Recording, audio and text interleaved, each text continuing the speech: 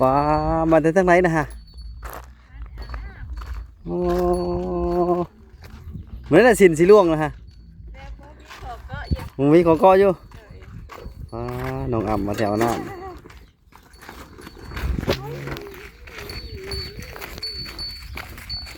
เอาบ่ได้เข้าโรงเรียนบ่มื้อนี้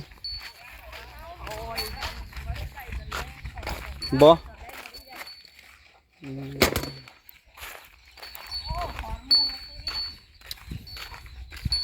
โอ้ผู้สาวกลับมาเนาะหาก็เห็นเฮ้เฮ็ดหยังเฮ้ยน้อยฮะโอ้ไปไหนคือมาไหนคือเห็นหน้าวันนี้ฮะได้ลูกวันได้ลูกป้าตัวได้จักเดือนแหละ5 เดือนไป6 เดือนแล้ว5 เดือนแล้ว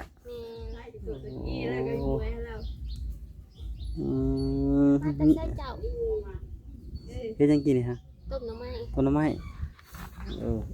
โอ้กำลังต้มใช้ผัวตัวเด้ผัวบ่อยู่ผัวขึ้นบ้าน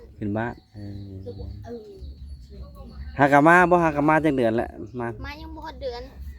น ซ้ำโอ้แต่สิอยู่พี่เลยบ่ได้ลูกอยู่ดีมีแห้งน่ะจะได้ไปอีกโอ้ได้ไปอีกแต่โดนบ่ได้เห็นหน้ากันเนาะ โอ้ไม่เกือบ2 ปีแล้วบ่ฮอดเลยเนาะฮอดบ่จะฮอดนะฮอดเนาะ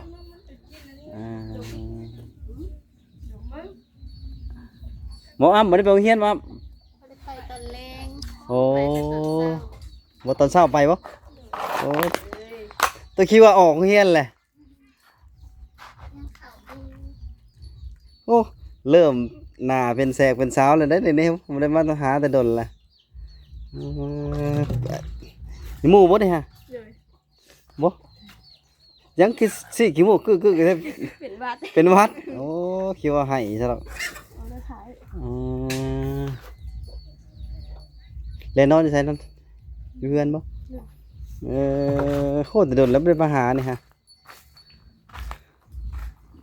มีแนวสิมาให้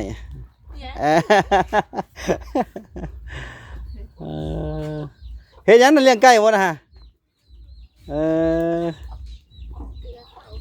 หมดไก่ของไก่หุ่นนี่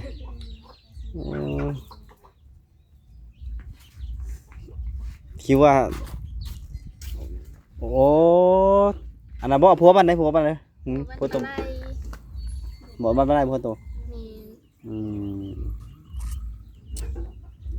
ผัวบ้านไรก็ควันไฟเลยหาหน้ามาหมดครับหมดบ่ได้เนาะโอ้น้ำช่างบ่น้ำยังเนี่ยช่างบ่เลยสะน้ำซะปานาโอ้มันคือขุ่นแท้ฝนตกใส่มันจางบ่เอ้าก็กินมันก็ฮู้แล้วว่าจางบ่จางกัน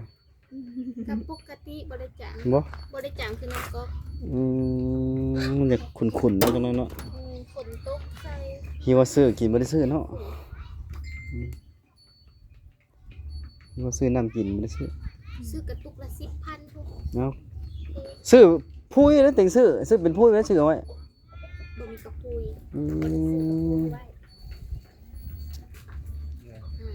ง่ายบ่โอ้โหมาพี่โอเค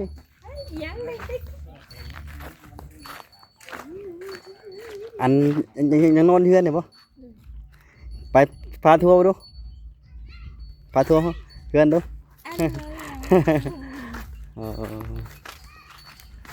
เดี๋ยวหัวอยู่บ่เฮือนนะฮะบ่หัวบ่ได้หัวเนาะ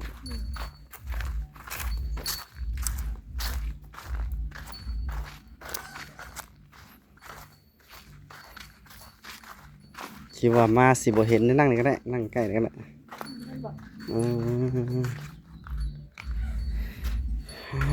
ตัวเป็ดอายุดีแพงสูงนี่คิดว่าออกเฮียนไม่ได้ออกเนาะ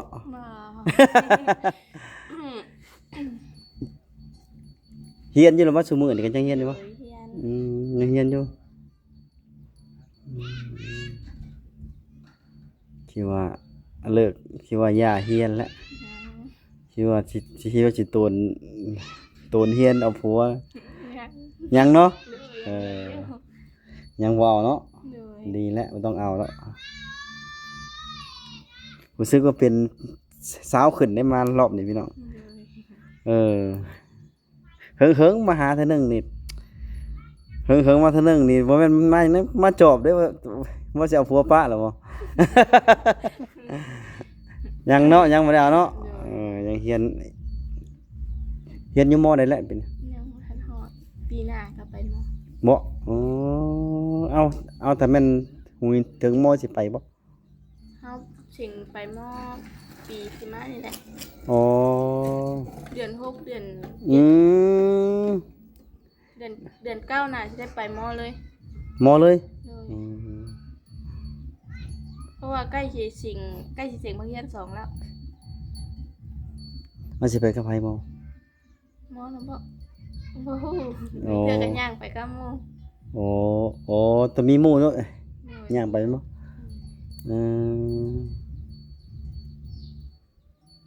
ลยเนาะโหปีนึงเดือน4เดือน5ก็บ่ได้โดนนั่นน่ะอีก 4-5 เดือนก็ไปแล้วเนาะประมาณนั้นเนาะฮอดแม่นแล้วประมาณ 4-5 เดือนยังเหลืออีกจักยังเหลืออีกจักมื้อว่าสิเสียงภาคเรียน2ครูบอกอยู่แต่ว่าเฮาสิเสียงต่ออีกเนาะเสียงภาคเรียน2แล้วก็ปิดแล้วก็เดือน9พุ่นแล้วก็จังสิได้ไปม.เลยย่างไปเลยโอ้โหย่างลัดโคกไก่ตึบได้พี่น้องเอ้ยจากบ้านนี้ไปกับพี่บ่ออกพุ่นแล้วเนาะโอ้เกือบมันเทื่อก็ย่างลัดทุ่งเอาเกือบ 4-5 กิโลผู้ใดถ้าย่างลัดทงฮะคิดเบิ่ง 4-5 กิโลผู้ใดไก่ตึบได้ย่างนี่เกือบชั่วโมงผู้ใดเกือบชั่วโมงนะย่างลบไปลบมาแม่นบ่โอ้ถือว่าไก่เติบเนาะมื้อนี้ก็ทางพ่อเพชรโอนเงินมาให้ใช้เพิ่นว่าเอาเงินไปให้น้องอ้ำเด้อใช้ก็บ่หลายดอกเพิ่นฝากมาให้ก็500,000เพิ่นฝากมาให้นี่เด้อแป๊บนึงเด้อนี่พี่น้องเนี่ยก็สิเอาเงินให้ทางน้องอ้ำเพิ่นเนาะทางไอเพชรแม่บิ้งฝากมาให้เด้อ500,000พี่น้องนี่ฮอดมือเพิ่นแล้วพี่น้องนับบ่รู้ฮอดบ่จะว่าบ้าเอาไปบ่จักแสนนึง3 4 5เนาะ